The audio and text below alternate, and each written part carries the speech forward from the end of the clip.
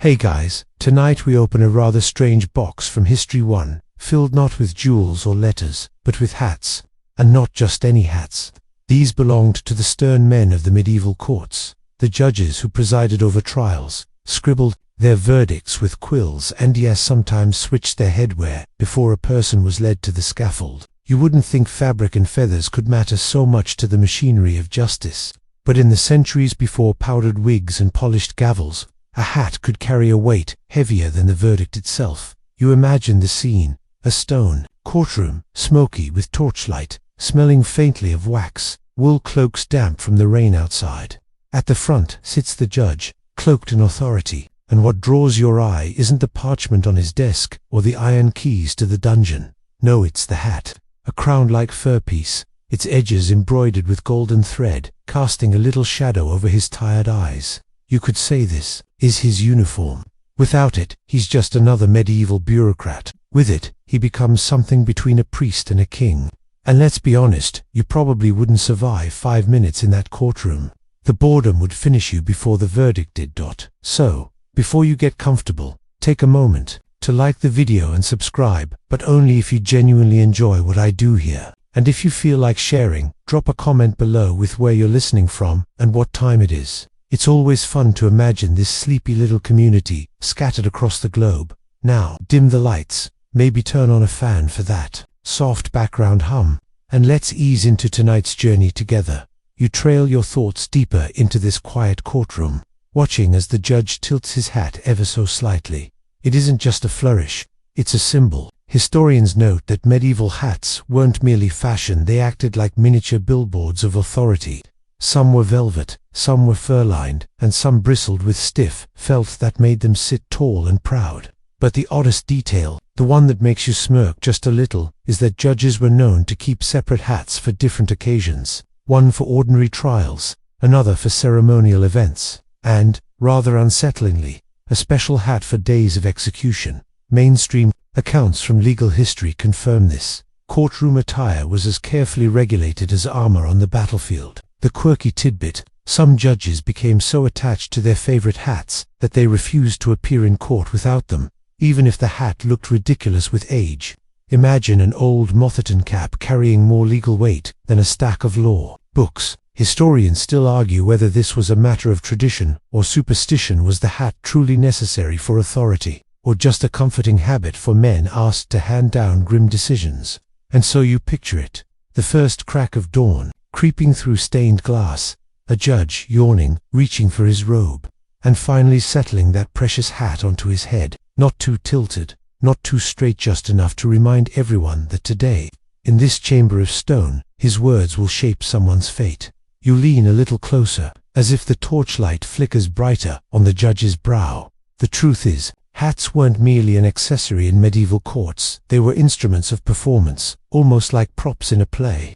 The audience, whether townsfolk packed shoulder-to holder or anxious nobles sitting stiff-backed on benches, looked for cues in the judge's attire. You might not know the finer points of Latin legal jargon, but you'd certainly recognize when the man in the fur cap was about to pronounce something final. One mainstream fact here is that medieval law was deeply theatrical.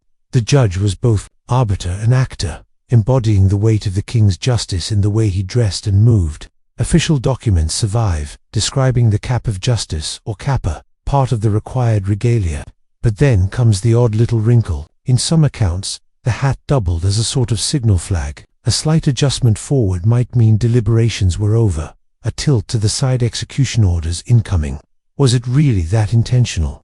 Historians still argue whether these gestures were formalized, or just quirks picked up by nervous crowds desperate for meaning. The quirky detail that makes you grin is this: judges often treated their hats as personal relics, carrying them home and storing them in scented chests like holy garments. One chronicler even mentions a judge who scolded his servant for setting a jug of ale too close to his cap of final judgment.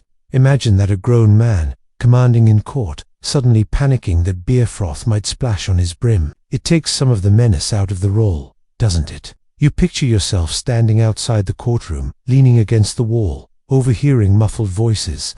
Inside, the judge adjusts his hat with an almost imperceptible touch, and the crowd rustles like wind in dry leaves. Nobody dares laugh. Nobody dares move. You'd probably get restless, shuffle your feet, wonder how many hours you'd need to sit there before someone read out a sentence. The slow motion pacing of medieval justice is enough to make even the keenest spectator nod off. Perfect for you tonight. And here's where superstition creeps in. Some believed the judge's hat absorbed authority the way incense absorbs smoke. Wear the same cap long enough, and it radiated gravitas on its own. That's why replacements were rare. Why risk losing the magic of a tried and true brim? Yet scholars still puzzle over whether this belief was widespread or just the eccentricity of a few hat-loving magistrates. It's another scholarly debate left open like an old case file, so the image lingers. Wool, velvet, and fur pressed close to a forehead, catching candlelight, holding centuries of silent power. And you, lulled by the thought, settle deeper into the idea that justice once came not with a gavel strike, but with the solemn tilt of a favorite hat. By mid-morning, the court is fully awake, and so are the judges. You step inside one of those vaulted chambers, the kind with echoing ceilings and drafty stone walls that smell faintly of ink, sweat, and damp wool. The air is heavy with murmurs, clerks scratching on parchment, scribes dipping their quills, and townsfolk waiting for rulings that could determine their livelihoods. The judges arrive in procession, their hats perched proudly as if each were its own crown.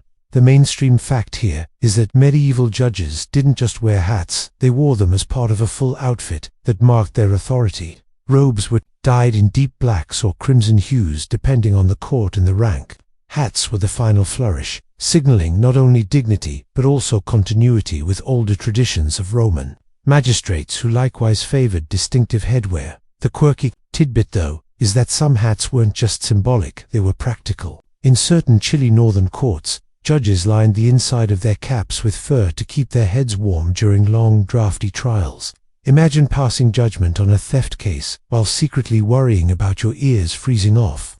Some judges even kept a second hat at their feet, swapping midday when the sun warmed the courtroom a little too much. It's essentially the medieval version of having both a winter hat and a summer hat in your car. Historians still argue whether the color of the hats carried coded meanings, was read strictly for capital cases, or simply a dye reserved for higher judges because it was expensive. Did certain styles indicate authority over specific types of law? Civil, ecclesiastical, or royal? Records are frustratingly vague, leaving scholars to debate endlessly whether a pointed brim signaled wisdom or just kept candle wax from dripping on parchment. From your perspective in the gallery, the effect is almost theatrical.